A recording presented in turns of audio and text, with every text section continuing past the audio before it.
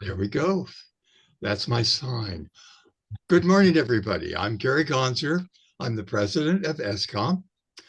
And this morning, we have a very interesting guest for you. I think everybody here knows that we're not talking about these topics uh, too often and enough. So, there are a couple of things that people say are inevitable in our lives. The first is taxes, of course, and everybody deals with them about this time of the year. The other is death, two things that we predictably deal with in our lives. And today, we want to balance out the tax issue with a discussion about death. Now, Jim Van Buskirk is our speaker for today, and he spent a lot of his life not realizing that he was what? Death ignorant, like a lot of us. We try to ignore it, we deny it, and yet we know deep down it's inevitable. So, Jim Van Buskirk will share his personal experiences. He hosts death discussions and volunteering at the Final Exit Network. And he will explain that. He compiled an annotated bibliography of resources that are used today on death and dying. The hope today is that we become more comfortable with discussing this stigmatized topic. Okay, by having more conversations and doing more planning, we can achieve some solace and a real deep, much deeper appreciation of life's preciousness at the moment where we're healthy. Okay, among the topics are advanced care, medical proxy, and he'll follow up with more of that. Now, he's co-facilitated many death cafes over the years. And what this means is groups of people talking about death in one way or another on a level that makes sense. So it becomes a kitchen table, what I call a kitchen table topic. One thing he insists is at these events, these cafes, he must serve snacks and teas and coffee so that we realize that there's enjoyment in life as we talk about our prospects. Okay, at this point, let me introduce Jim Van Buskirk, who will take over and do the presentation for this morning. And thank you all for coming, by the way. We have a great audience here of roughly 50 people. It's very good. So welcome. Jim, take it. You're off. Thank you, Gary, and thank you, Harvey. And also want to acknowledge Nancy, with whom I had some early discussions about this. So we'll see how much information I can cram into this hour program. I'm glad you're all here. If I was with you in person, I would ask how many of you had been to a death cafe. And if you haven't, I highly encourage them. They're very interesting and informative, and very unlike today's presentation, where I'm going to be hopefully dispensing useful information. The death cafes have no program, no products, no proselytizing. It's whoever shows up, whatever they talk about. And as Gary said, the important aspect is coffee and cake. I wish we could have coffee and cake this morning. So I've been thinking and talking about death for at least a decade now. And as you can see, I'm not dead yet. So I'm hoping that this is a safe place where we can talk a little bit about this stigmatized topic. And I found a quote from Larry Rosenberg. And he says, "We know in our heads that we will die, but we have to know it in our hearts. We have to let this fact penetrate our bones. Then we will know how to live." And I think that is really important. I also like this poem by Marie Howe. It's very short. It's called "The Last Time." And let me just read it to just sort of set the mood. So this is The Last Time by Marie Howe. The last time we had dinner together in a restaurant with white tablecloths, he leaned forward and took my two hands in his and said, "I'm going to die soon. I want you to know that." And I said, "I think I do know." And he said, "What surprises me is that you don't." And I said, "I do." And he said, "What?" And I said, "Know that you're going to die." And he said, "No, I mean know that you are." So we can talk about death in the abstract, but when we have to deal with our own mortality, it gets a little stickier. So I found a book which I found after I named this talk. Kathy Cordes Miller has a book called "Talking About Death Won't Kill You." And she says death literacy involves the skills and knowledge required to plan for and support ourselves and others at the end of life. And she lists the aspects of death literacy. So number one is a healthy respect for and acceptance of the inevitability of death. Less fear of the unknown, and death is one of the most unknowable aspects of life. Death literacy can motivate us to complete important tasks. Considering end-of-life challenges us existentially and can deepen our connection to others as well as to our religious and or spiritual practices. And finally, death literacy can promote peace of mind.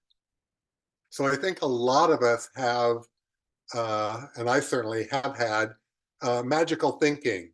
Well, if we ignore death, maybe it might go away. It turns out that doesn't work very well. And because I'm a retired librarian, I read voraciously on this topic. And one of the recent books I read was by Blair Bigham called "Death Interrupted: How Modern Medicine is Complicating the Way We Die." And he has some guidelines that I found useful. Number one was think about death. Number two, talk about death with friends, family, physicians. Three, write about death. So get our wishes down on paper, get legal advice.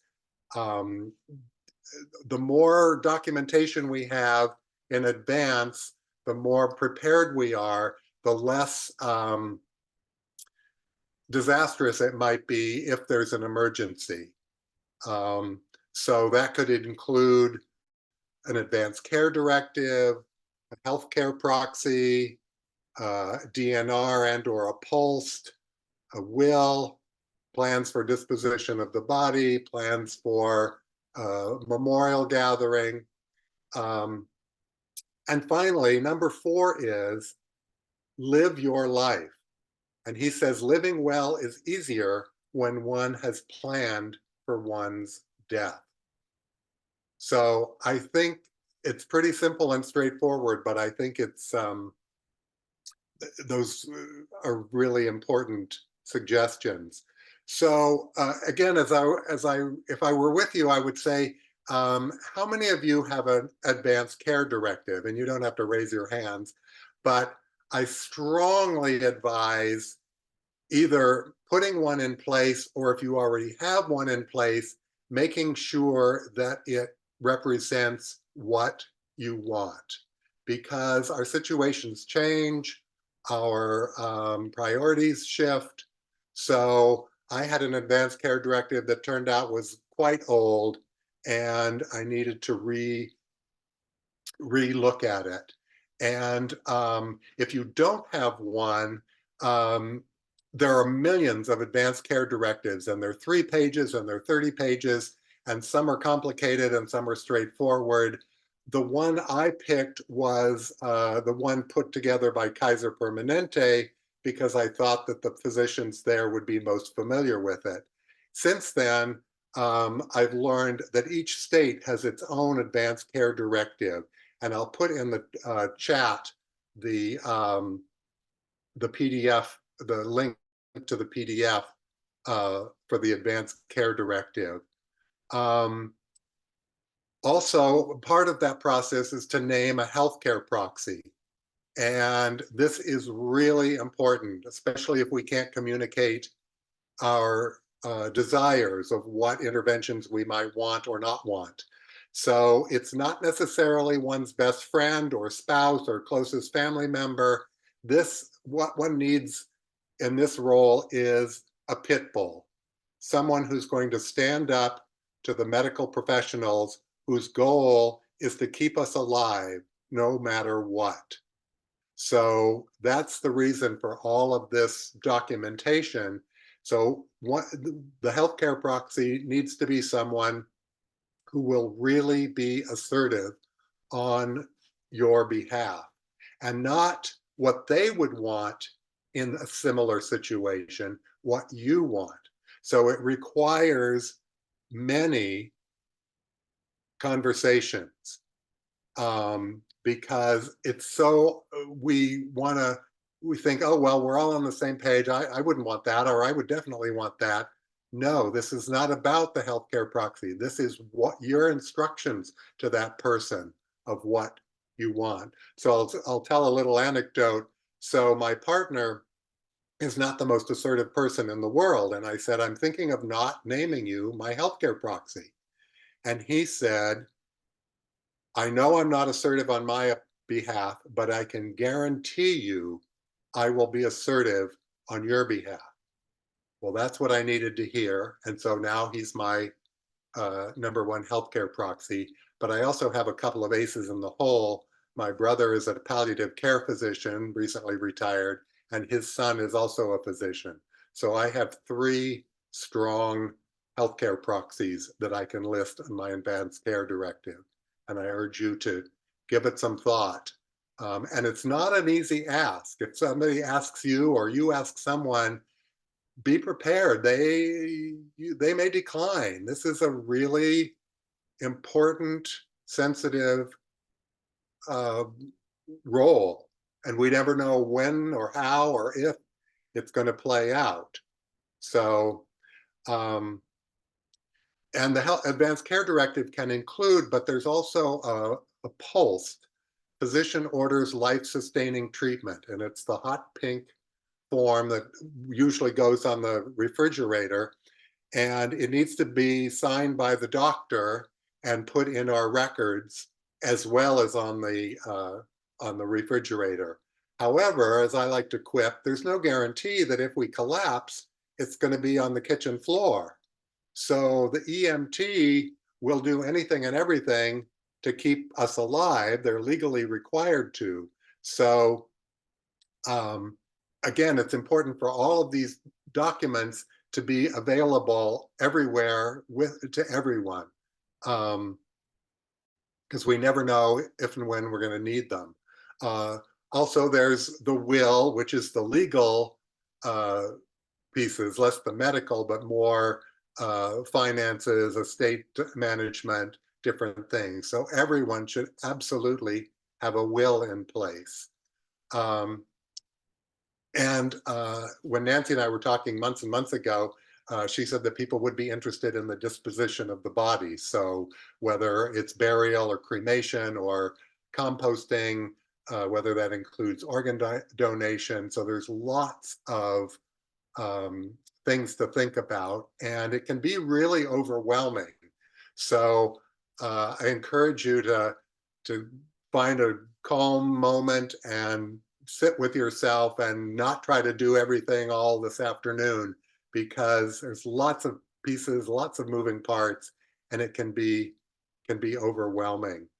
So Gary mentioned the organization that I work with. Final Exit Network is a national organization, and I counsel people on end-of-life options. So the first of which is stopping medical treatment. So that seems pretty straightforward. It turns out that without even stopping antibiotics. If someone is trying to hasten their death, if they're in intractable pain or they've had enough, getting pneumonia, getting sepsis is not the worst way to hasten one's death. In some situations, voluntarily stopping eating and drinking can be a way to hasten one's death. It's not, it needs to be supported. Some people get euphoric, some people get agitated. The mouth needs to be kept moist. Perhaps morphine needs to be administered. But that's what I like about that option is that it gives the person agency. If someone has just said, I cannot do this anymore, they could stop eating and drinking when they want. They don't need a medical professional. The third option is medical aid in dying. And we in California are fortunate that we have that, but it's complicated. We need 2 doctors to agree that we're terminal, that we have 6 months or less to live. There's a waiting period, although California has modified their waiting period from 15 days to 48 hours. So it's not always easy to find 2 physicians who are willing to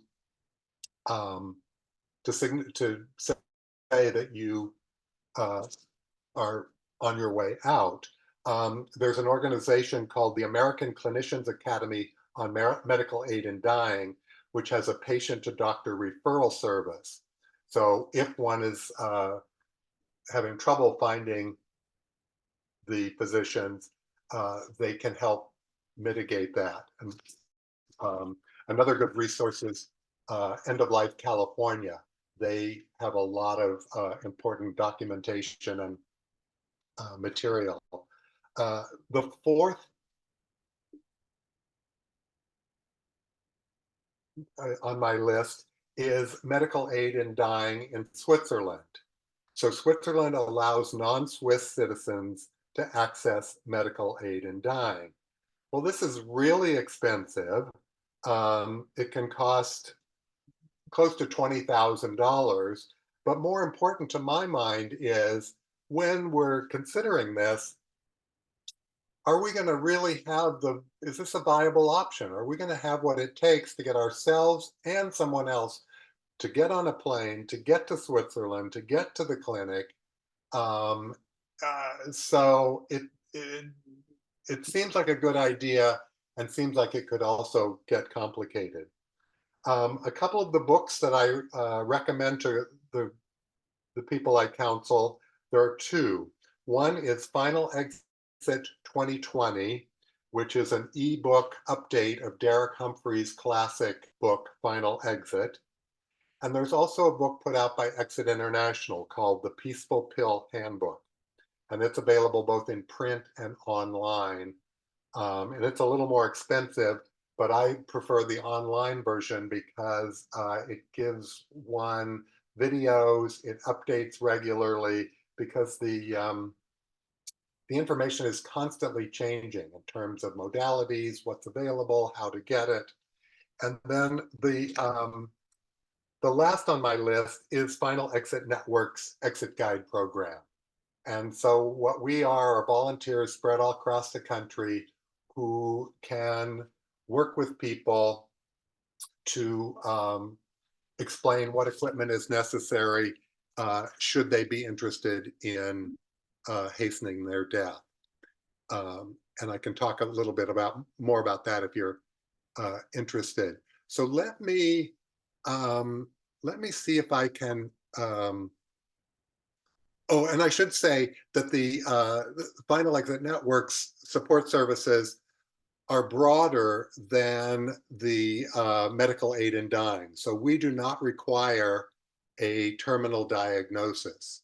So we're able to support neurodegenerative diseases like ALS, MS, Parkinson's. We can also, under certain circumstances, support cognitive decline, and I'll talk more about that. So um, it's it's it's broader. The one area that we can't, because of legal reasons, support, although Canada seems to be moving forward in this area, is a diagnosis solely and specifically of mental illness. So we don't deny that this is intractable pain and suffering. It's just that given the current situation in the United States, it's we can't put our exit guides at risk. Um, so let me segue into cognitive decline or dementia or Alzheimer's, because I know that's a concern for many of us. And Final Exit Network has on its website and resources um, a supplemental advance directive specifically for dementia, so that if and when we can no longer, whatever the marker is, we can try to put in place voluntarily stopping eating and drinking. We can also, and as we know, cognitive decline is not linear, it's progressive, but it can go up and down. So I like to recount this anecdote that one of my colleagues told me. So she was an exit guide with Final Exit Network. The person had applied, been accepted, had the first visit. So the person had all the equipment, had done a test run, everything to move forward. And what usually happens is there's a second visit, at which time the exit occurs. So my friend, my colleague showed up, and the fellow didn't know who she was, why she was there. Well, obviously, the exit couldn't take place. His cognitive decline had prevented that. However, this time there was a coda. A few weeks later, his family called and said he's completely lucid. He's really annoyed that you didn't show up, and he wants to know where you are and why you're not here. Fortunately, she lived close enough. She could hop in her car, go that afternoon, be with him, and support the exit. Now, as you can tell, this doesn't usually often happen. So I use this as an example to talk about what we call a window of opportunity. No one wants to exit any sooner than they need to, but if they're going to hasten their death, they need to do it while they're physically and or cognitively able to carry it out. Um, so let's see, I'm looking, there was a question about planning with for folks with no relatives, no friends, either nearby or at all. And there's a group called the Alliance of Healthcare Advocates.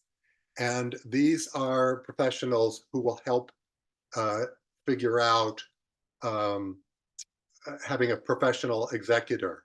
And so I have not used them, and I don't know any of them, but that might be something to investigate. The other thing that I recommend for certain people in certain situations, and of course every situation is unique, so it's impossible to generalize. But there's a relatively new role called death doulas or end-of-life doulas, and these are trained professionals who can work with the person and help figure out, okay, who do I need to talk to? How do I put my documentation in place? What are my end of life wishes?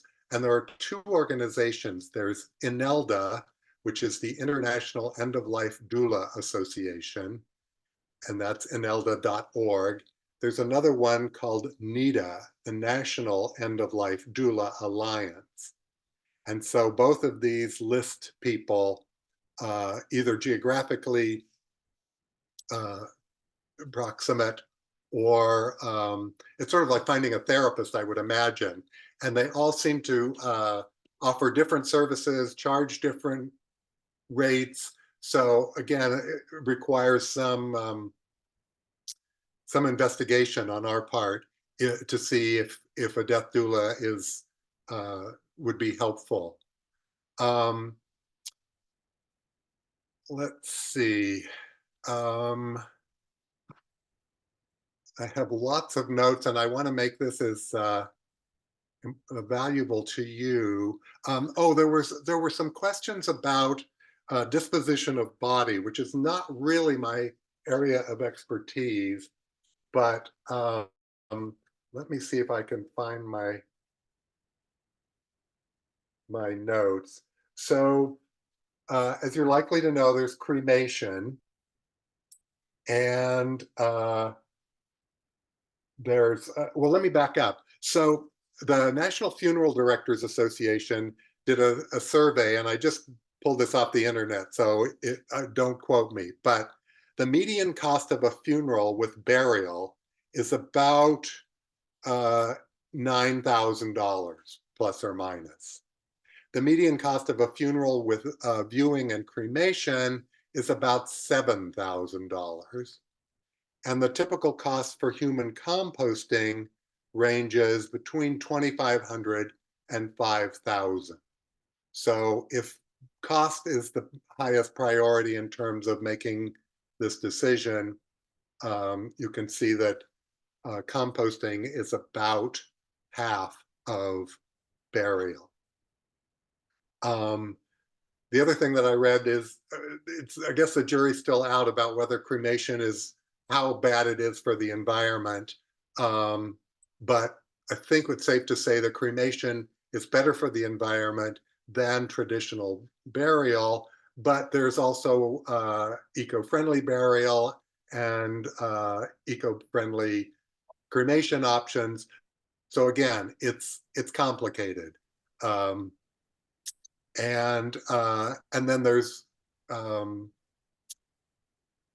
composting, and there's a variety of options there as well. So there's hydrocremation using water. There's putting one's cremains into glass art or diamonds or painting or ink or recordings. There's in Georgia, there's a place called Eternal Reefs that creates artificial reef material out of concrete and human remains. There's a diamond, a vinyl record, jewelry, shotgun shells, fireworks. You can mix it into paint to create a portrait. You can mix it into ink for tattoos. I mean, the possibilities are endless, apparently, in terms of dealing with the ashes. In terms of green burials, one place that I've been to, and in fact, we're going to be doing a death cafe in a couple of months at Fernwood Cemetery in Marin, and they if you haven't visited there, it's an old pioneer cemetery, and they went green, oh, I don't know, maybe 20 years ago. So there's so the regular casket is made from wood or metal or stone. An eco-friendly casket can be woven willow, or one can be wrapped in a burial shroud or a blanket. If we're talking about composting, there's mushroom suits that one could be sewn into or incorporated into a compost heap, or there's pods that will grow into a tree. So there's endless options. There's donating one's body to medical schools for training future doctors or for scientific research. So there's a documentary I like called Alternate Endings, 6 New Ways to Die in America. And it's a 2019 HBO documentary. It's about an hour, and it's not really 6 ways to die. It goes over some of these wild things to do with one's cremains. Let's see, what else? As you can tell, I could just go on and on and on. Well, Jim, I'd break Yes, up for just a moment. Just to let you know, I've been putting links in the chat, and so wonderful, thank you. I have to take complete notes. I've been trying to capture some of those. And at the end of the meeting, anyone can download that chat to their computer, so they'll have all the links available to them. Great, thank you. And are there ones that you didn't get that I should paste in? I've been putting in quite a few of them that I can pick up with your talk, and I've been Google searching it and adding the links. So I might have missed some. And the one that I find really interesting, I'm not sure if there's a particular site for that, and maybe I'll ask you the question about that, is all these different alternative ways of disposing of the body are really intriguing. Is there somewhere where there's a place where you can look to get a list of all this different? I think not. I think I sort of did just some Google searching, alternate, and compiled it. It's and I'm sure I don't even have the comprehensive list. Oh, and I didn't, and of course there's scattering one's ashes, which has, we're supposed to get permission, and sometimes it's impossible, and sometimes people do it without permission. Oh, here's one. It's called urnsonline.com, and it's a complete list of everything you can do with your body after you die. Now, I'm not sure if it really is complete, but that might be a place for people to at least look to get started, to see what their options might be. And I think, as I say, even thinking about this and discussing this with family members, and like, no way, I don't want that, or oh, I'd never even thought of that. That's an intriguing idea. So I think it's not the specific decision one makes, it's the process. It's the opening oneself up to, okay, this is an inevitability, and if I ignore it, it's not going to go away. So I want to have some control.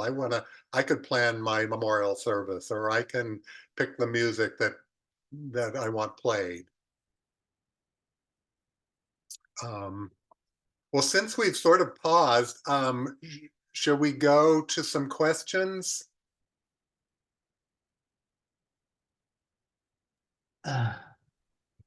Sure. We had a couple of them in here. Luann was asking, what do you think of the Neptune Society?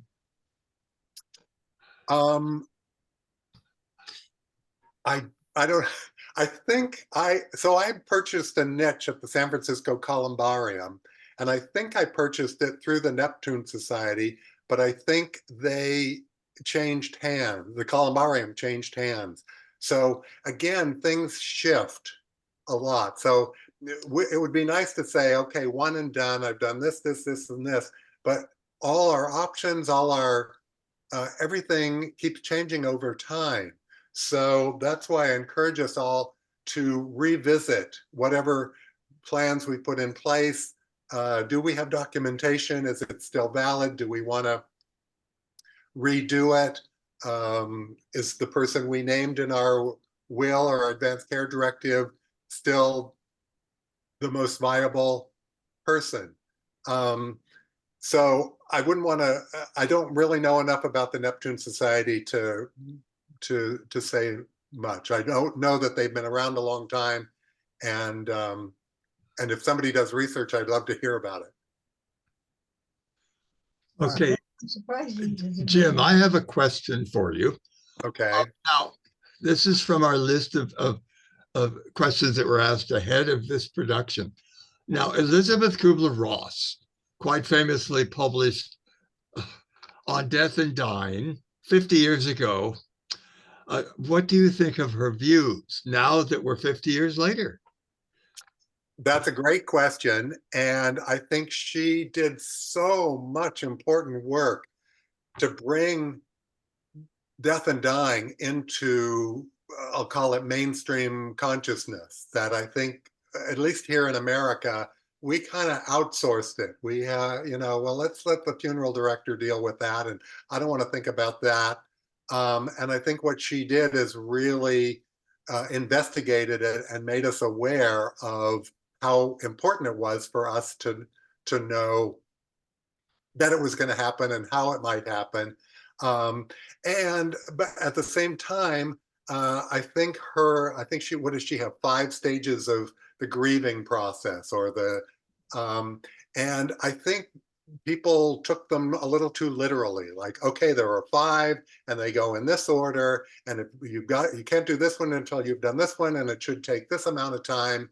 And I think that's a misinterpretation of her important research. There's a book that I just sent to a friend of mine who lost his partner, and I think it's called It's Okay Not to Be Okay, because people were saying, well, shouldn't you be over this by now? Or shouldn't you be at this stage? Or isn't it time to start dating? Like, we all grieve, we all do everything in our own way. We all move through the world differently. And dealing with death and dying, the grief process, all of it is completely unique. So comparing ourselves to someone else does not behoove us. So I don't think it's a matter of agreeing or disagreeing with Elizabeth Kubler-Ross. I think it's using that as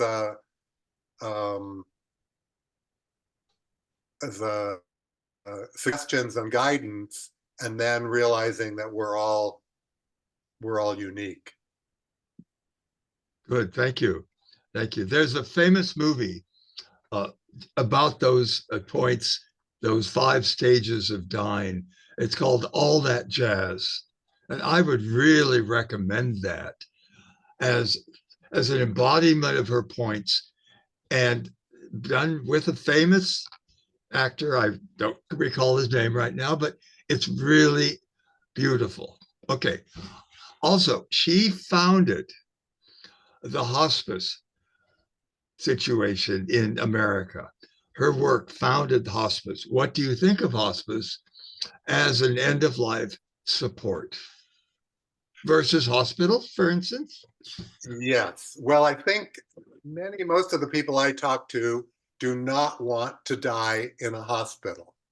So I think the hospice movement is fantastic. However, it has certain restrictions. So one needs a needs a 6-month prognosis to be able to qualify for hospice.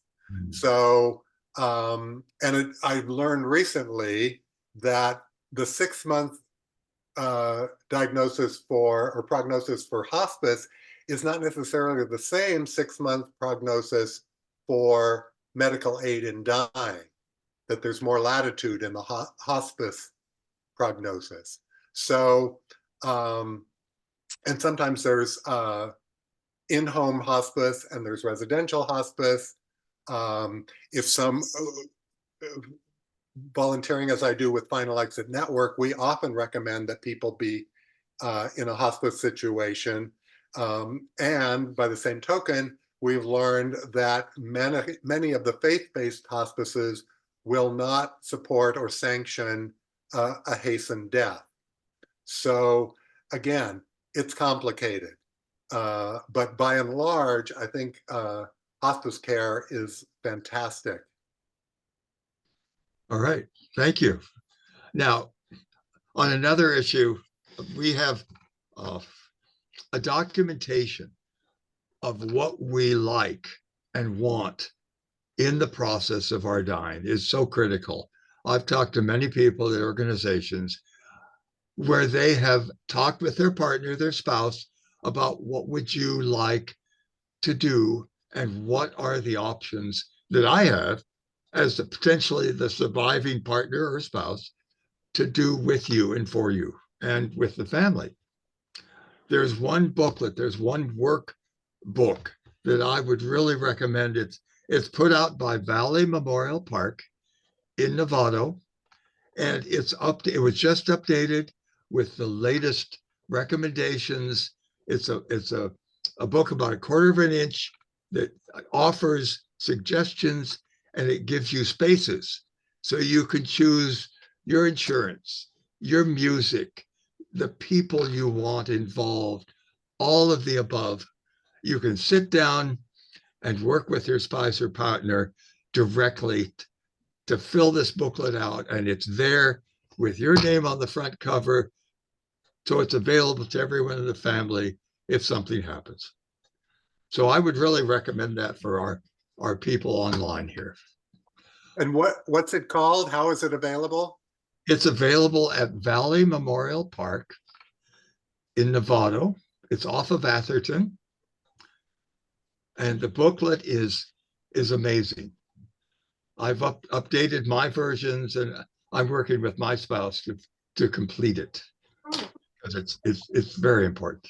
Wow, that's a great recommendation. And I think there are many of these There are. workbooks in different formats, and some are 100 pages and some are 15. But I think just sitting down with it, and like I say, it's easy to get overwhelmed. It's like, oh my God, I don't want to think about this. I don't know. I need a cocktail. But Coffee, please. and if one can do it in either with a group or at least with a family member or a spouse, I think it's really, really important. It's a real gift that we can, because if and when something happens, whether it's an emergency situation or not, there's so much to deal with that anything we can put in place to say this is what we want and don't want, and here are the passwords, and don't do this. I think our survivors will be delighted. So, Jim, I got a couple of questions that come in the chat to me. Good, thanks. One of the things Marianne mentioned about is it is important to talk about what you believe an afterlife is like, which is another whole subject on after you die. Right. You got And thoughts of on course, we all have our own spiritual and religious beliefs, and that's one of the things that I love about death cafes is people come together and just share beliefs or fears and say, well, what do you think happens? Oh, well, I'm sure it's just a blank screen and that's that. And other people say, oh, well, I think this, or I've had near-death experiences, or I've had communication with the other side. So it's unknowable. I've read a lot of, I don't know, Buddhist investigations, Jewish investigations. Every religion and spiritual has different variations on it. So it's unknowable and fascinating to contemplate, and I think fascinating to talk about. Great, great. And a follow-up on that, you had mentioned you're doing one of these events at the Fernwood Cemetery. Do you have details on that you can Let me see if I do. follow up afterwards with an email on it too?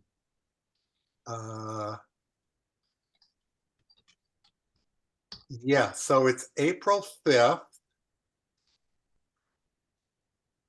And I think that's all I have right now. But check with Fernwood. And I think these death cafes are really fun. There's a lot of laughter.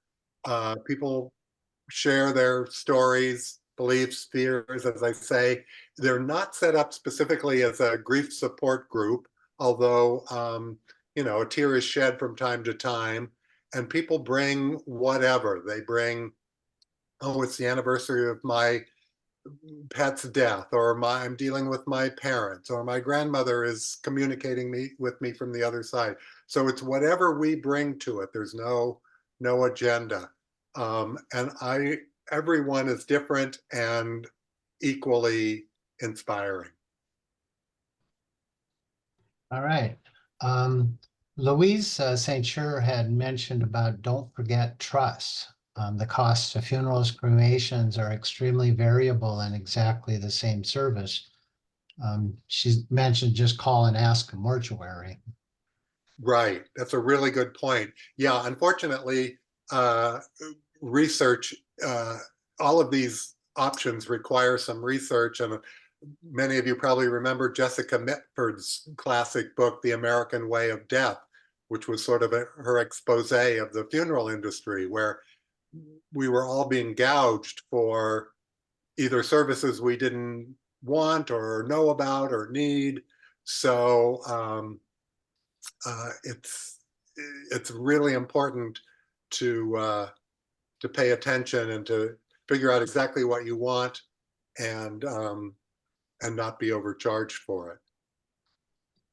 All right. One other question here.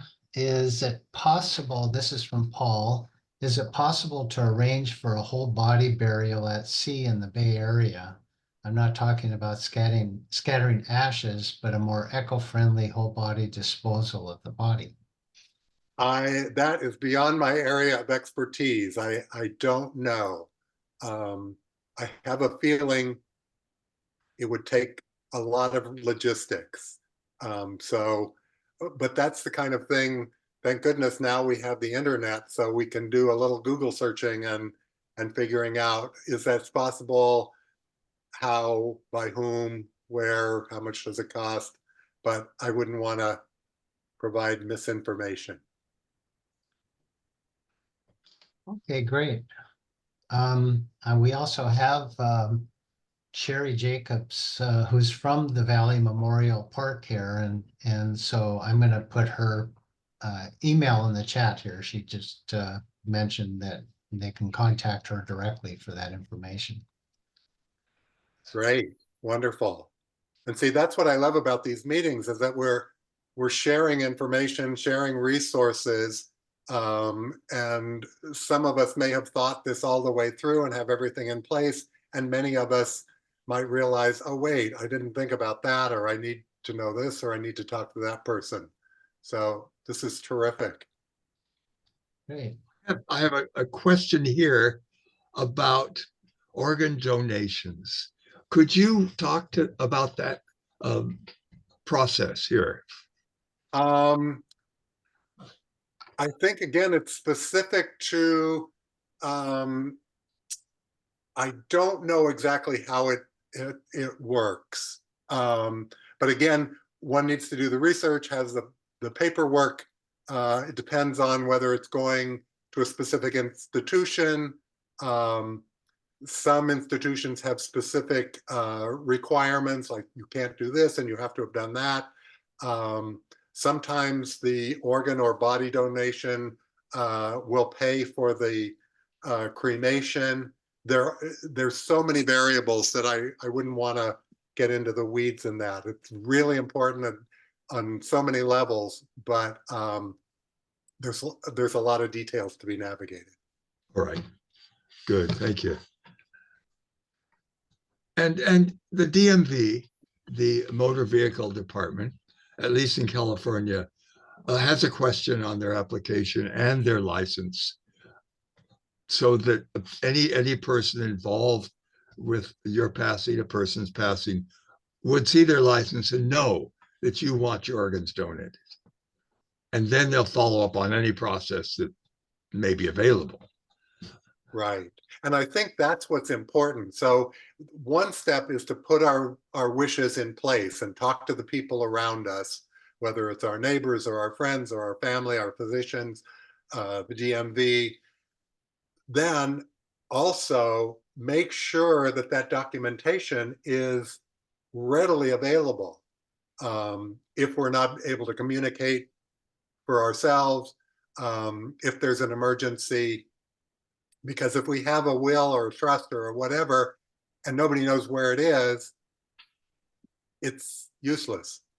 Okay. Okay, good.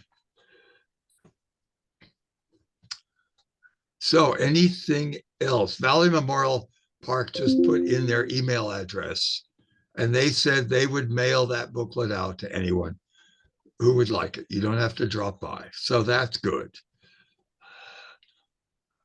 Yeah, that's great. I'm gonna send for one because, as I say, I remember giving one to my mother as she was facing her end of life, and it sat on the kitchen table, and she never put anything in it. Well, she had it. That's the first step, but she never filled it out in any way, shape, or form. So getting it is great, but then you need to follow through and maybe even doing it in a group way where, okay, I'm stuck on this, or have you given thought to that, or can we do this together? Because it can be overwhelming and it's not everybody's favorite topic. But that's true. That's true. But as I said in my introduction, let's make it a kitchen table topic. Yes, absolutely. Really important, because you approach it from a librarian's perspective as well as a group facilitator's perspective, but there are others, more and less personal. Right. But Absolutely. it talks about the inevitable. It's very philosophical and very important. Hi, I don't know if you can hear me. I'm Sherry Jacobs of Valley. But I'll tell you, I'm out in the community quite a bit, talking to people. And their first things they do, they go, oh, I don't want to talk about this now. And I'm, no, I'm not dying yet. And I get it. I get that. I'm afraid too. I work at this company. I'm afraid too. We're all kind of have that fear of dying, but the thing is we have to do it, live now and prepare for it and plan for it. And that's what I tell them. I said, from the day you're born to the day you die, any time in between is the day you're going to die. It's going to happen. But people are so afraid. So thank you so much for your talk today, Jim. I appreciate it. Well, thank you for that observation. Yeah, we're both on the same page. That it's such a gift to ourselves, as I like to say. So I've been doing this, as I said, for many, many years, and I'm not interested in death and dying at all. What I'm interested in is having the pieces of the puzzle in place so that I can focus on life and living and being grateful for what I have. So people say, oh, well, it sounds morbid and macabre and I don't want to deal with it. Well, it's just going to make life and death more difficult for them and the people around them. So that's why I like the concept of the death literacy, to think about it, read about it, talk to people about it, and demystify it, normalize it, so that meetings like these or the Death Cafe become not just one odd gathering, but part of our normal everyday conversation. All right. Now, do you have a calendar, Jim, of death cafes that are scheduled? There is a calendar. It's called deathcafe.com. Okay. Pretty straightforward. And what one can do is just go in and put in, let's say, your zip code, and they'll show you where and when they are. So there might be one this afternoon. I think some people are still doing them via Zoom. So then you can just say, oh, well, 4 o'clock this afternoon is a convenient time. I find we did a few via Zoom, and it's not quite the same as being in this room together and having tea and cookies. But it's more convenient. So and those of you who have been to death cafes will know that they're very straightforward, very simple. So if you've been to one or two and you got something out of it, there are guidelines at deathcafe.com on how to host one. And I highly encourage, and we would do it every month at the Potrero branch of the library here in San Francisco. And we had people who came every month, and we had people who came a time or two and they got what they needed, and we didn't see them again. So it's a really valuable resource. And as I say, it can be whatever one makes of it. Great, Jim. I did post that a link in the chat there. Thank you. I also have a question from Sandy Claire. Can you talk more about legality of composting in California? I thought legislation is dated for 2025. I have learned about Recompose in Washington State. Yeah, again, that's not my area of expertise, so you probably know more than I do. I think it's state by state and maybe even smaller jurisdictions, and everything is changing quickly. So it may be, the legislation may be in place this year for next year, but I don't have up-to-date information on that topic. Okay. Very good. All right, I have one question here that would work with your relationship to your proxy, your health proxy, which is, how do you find a professional executor that will oversee your wishes? Or how do you find a proxy? If you don't have a friend, is there a group that will help you? Yes, that's a question that comes up a lot, and I think the Alliance of Healthcare Advocates might be able to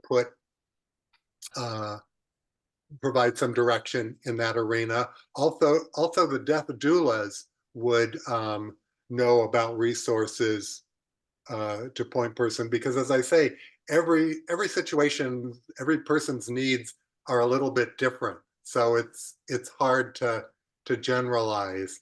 Also, as I mentioned earlier, End of Life California is an amazing organization and has lots of resources available.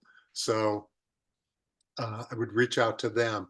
Unfortunately, there's not just one list, one agency, we have to create this for ourselves. I wish it were more straightforward. I wish it was just less complicated than it is. Gotcha. Yes, well. Well, we're actually gathering some of that information in our chat with all the links that are in there. So maybe as a past librarian, you could put a page on your website that has all the links in it for people. That's a great idea. Yeah. In fact, there was one, you had mentioned two doulas organizations, the Death Doula Org. I put the link in there for that one. But I think there was another one that you'd also mentioned, right? The End of Life Doula was the one that I put in there. Let's see. Let me quickly look at my. There's the Healthcare Alliance. Where is my?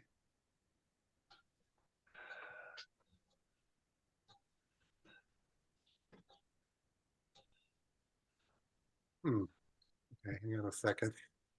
Okay, tell you what, Jim, if you can think of anything further that you like our people to know about or would benefit them, please send me or Harvey an email with the contacts and the connections. We will contact our members with the information. That sounds great. That sounds like a wonderful plan. All right. Thank you very much. I think it's time. We're at the time we started an hour later. So we're ready to go. Thank you all for attending. Yeah, and just again, sorry to interject here. Make sure that if you want to keep all these links on the bottom of your chat window, there's the three little dots there. If you click on that, you can actually save the chat and you can put that on your computer and you'll have all the links there. That's wonderful. Right. Okay, and as I say, we'll post the video, this video, on our website, which is escom.marin.edu. And we will provide the video probably in a day. It should be up there. It doesn't take us long. All right. Thank you, Jim. Wonderful presentation. I'm really pleased you came on board. Thank you so much. Thank you for Thank you, inviting Jim. me and wishing everybody all the very best. Very best health to you as well. Take care. Bye-bye. Bye-bye. Bye-bye.